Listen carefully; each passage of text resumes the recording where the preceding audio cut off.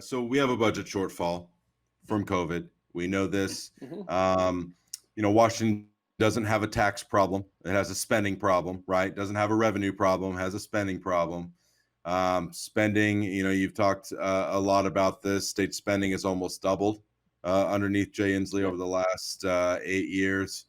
Now, Washington citizens are hearing about these plans that the governor has and that the Democrats in both chambers of the legislature have to either institute some sort of new state income tax or capital gains tax.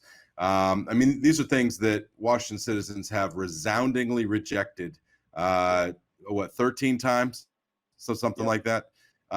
Carbon taxes, property taxes, gas taxes, this taxes, that taxes. What say you, Mr. Culp, regarding taxation in Washington state? Well, let's be perfectly clear. There will not be a state income tax that will be signed coming across my desk as governor. I believe that we are overtaxed in this state, not by a little bit, by a long shot. The budget has almost doubled in Jay Inslee's term. He has not seen a budget increase or a tax increase that he doesn't like. So there will be no state income tax when I'm governor.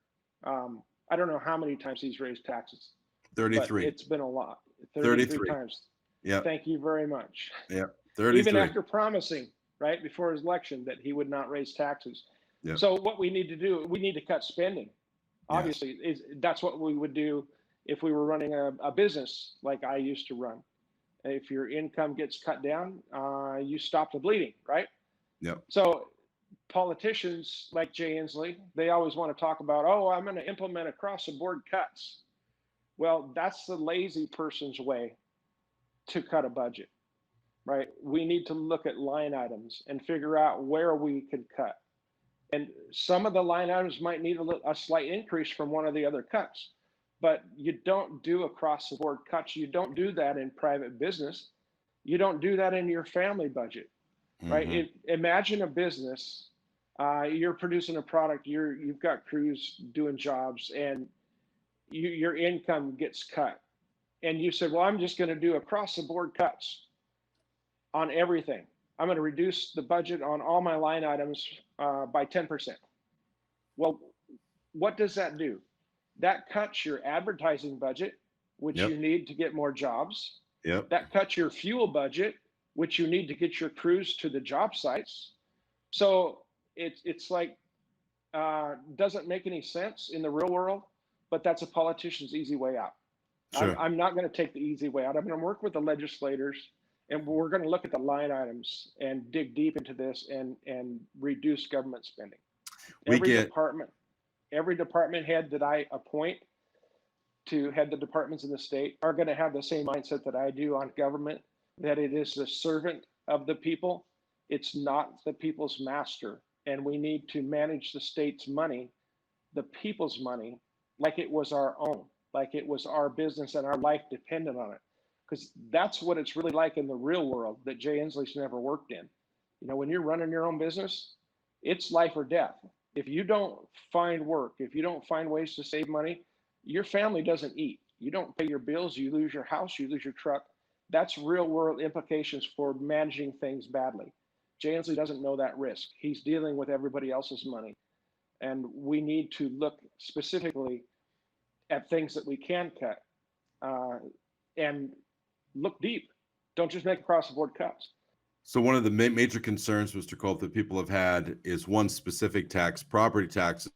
They're looking to raise property taxes again. So what you're saying, to be clear, is that you would veto a property tax, any property tax bill that would come across your desk?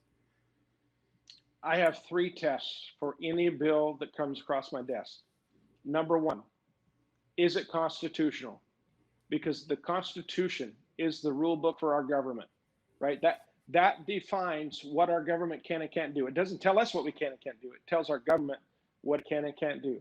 So if a bill comes across my desk as governor and the Constitution does not allow, I will veto it. Number 2, will it help the citizens of Washington state? Not special interest groups, not friends of the governor, but the citizens of Washington state, because That's the special interest group that I'm going to Olympia to work for, and the only one. And that's the special interest group of we the people. And number three, can we afford it without any new taxes? It's every bill's got to pass those three tests before I sign it into law. Let's talk a little bit about the state budget, the budget process. Washington State has three budgets. We've talked about this on the show before. Mm-hmm. It's got an operating budget, Operating, transportation, capital, capital building. construction. Yep. So, right now we've got problems. They have what is called a cash deficiency. Primarily because they're not able to take in taxes because nobody's working, nobody's driving. When I say nobody, it's not nobody, but a significant amount of people are not working. There's less people on the roads, so that revenue has gone down. The state budget is a mess. What are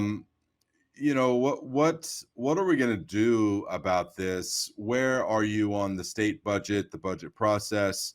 And how we kind of find our way out of this quagmire that we find ourselves in. Well, I kind of delved into that ahead of you on that last conversation we had, but yeah, a little bit, it's looking at the budget like you would your household budget or like your business budget, not making across the board cuts like I just said, and working with the legislature. I have worked with people all my life, in the military.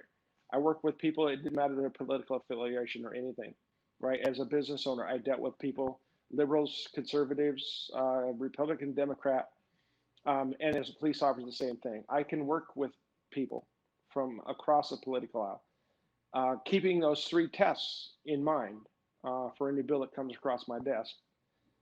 But I can work with the legislature, and I will constantly remind them that they are working for we the people, that they are there to represent the citizens of Washington State, and anything that we do is going to be for the benefit of the citizens of Washington State.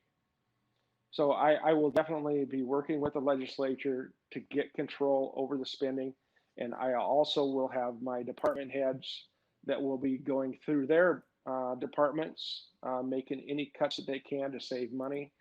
The redundancy, there's a lot of it in state government.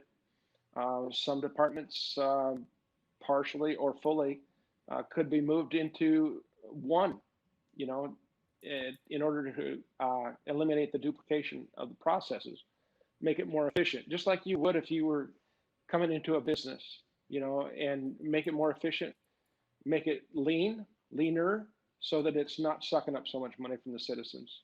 It's hard. It's hard to be a taxpayer. It's hard to run a business in this state. It's not a business-friendly state. And so I will get to work on that from day one. One of the things we need to do is reduce government overregulation. You have talked a lot about that on the stump, a lot. And it seems like just about every event we go to, you're talking about the overregulation, the government overreach, and so forth. That's something that is really on the minds of a lot of people. A lot of business has been regulated out of business, and it's a real big problem. How do you plan on handling the reduction of government overregulation?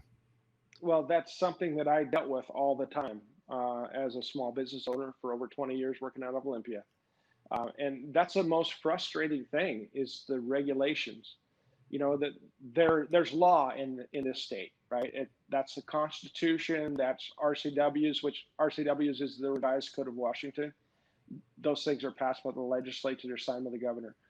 So those are the two forms of laws, but the regulations come under what's called WAC, the Washington Administrative Code. And it's rules that are made up by people that in the departments, by regulators, by bureaucrats. Yeah. These are not rules that are passed by the legislature. They're not signed into law by the governor, and they're always added to. I don't remember ever, and like I said, I'm a lifelong resident, other than 4 years in the military. I don't remember ever hearing about regulations or being reduced in this state. They're always added to. That's what bureaucrats do. They think government is the answer. The bigger the government, the better. But that's not the case.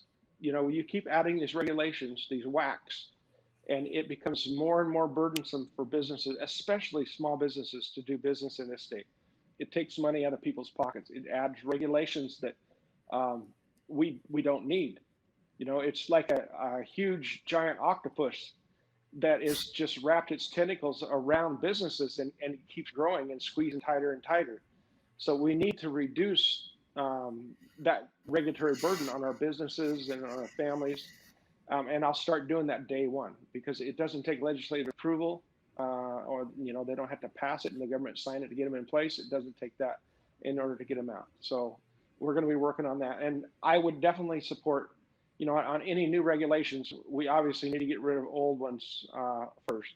But I would like to see a sunset clause on regulations, so that in a year, 2 years, it has to go before the legislature.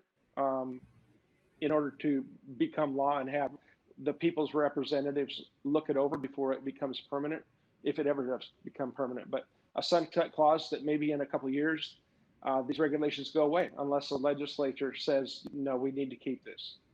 That way we don't just keep on piling on and adding to the burden to our families and our businesses across the state. It's really unbelievable how out of control the whack, the administrative code has gotten. I think that you have a great point that some of these things never expire. Right. And as big of a book of rules as the whack is, I think it's safe to say that some of these things get lost in the mix, right? They're there. Nobody really knows why. Nobody who knows who wrote it. There's no accountability on it.